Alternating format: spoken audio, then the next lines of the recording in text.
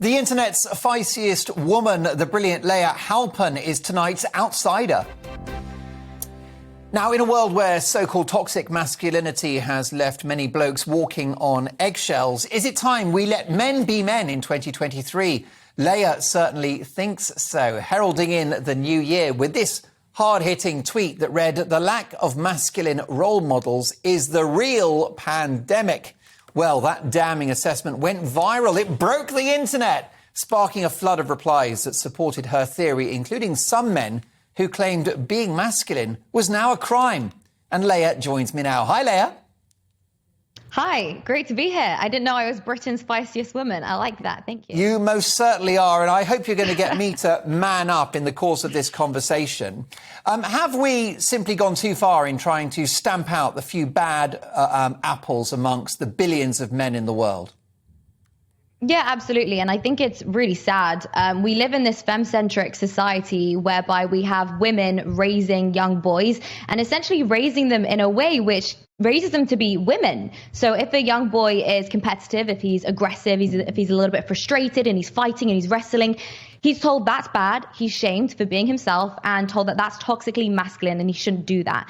Now, that is incredibly dangerous. We also had the Gillette advert a few years ago, which shamed boys for the exact same thing. And I actually think that these traits are so important, these competitive traits, the traits of aggression and frustration, because this is what's necessary in order for a man to then progress and become the man that he's supposed to be, whether it's to build a business, whether it's to, build muscle and become big and strong, just to win in life. These are such important traits, and unfortunately taking those away shames boys for just being themselves. There's a reason why male suicide is 3 times higher than girls throughout the United Kingdom, and it's because every time a man just is doing what men are supposed to do, he's told that that's toxically masculine and he's shamed.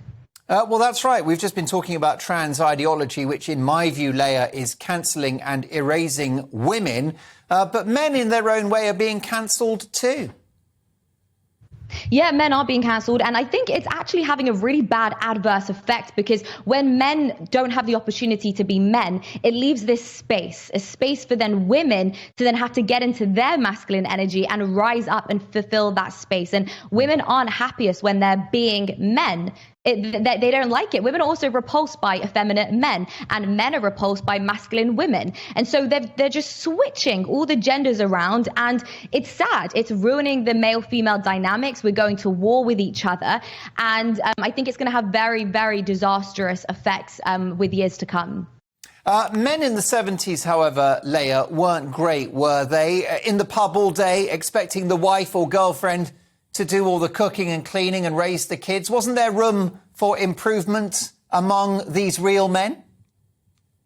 Yeah, I definitely think there's always room for improvement. And, I don't necessarily even look at the 50s as the perfect time. I think things weren't good. Men were cheating on their wives. Men didn't appreciate the woman when she was raising the children and creating this beautiful home. And so the pendulum has swung so far the other way in order to make up for this. But I think that we're getting to a point whereby we've gone so far the other way, we realize that that doesn't work. And now we're at a point where men and women actually have this opportunity to appreciate traditional gender roles. Perhaps we will start to move back the other way, meet somewhere in the middle, and a man will actually appreciate a woman who is creating a beautiful home for him, cleaning the house, making beautiful meals, and the woman will really appreciate how hard it is for the man to go out every single day and provide. He has stress at work. Does he want stress at home too? Probably not. And so I think it teaches us this lesson. Overall, I could sort of get into why this might be the case. And I think ultimately strong men are the backbone of society. I think it's the men that go to war. It's the men that fight. It's the men that protect the women and the children. And when you feminize men and you don't have strong men, I think it's much easier for the government to come in and push their ideologies and indoctrinate the family. So that's sort of my analysis as to why that might be happening.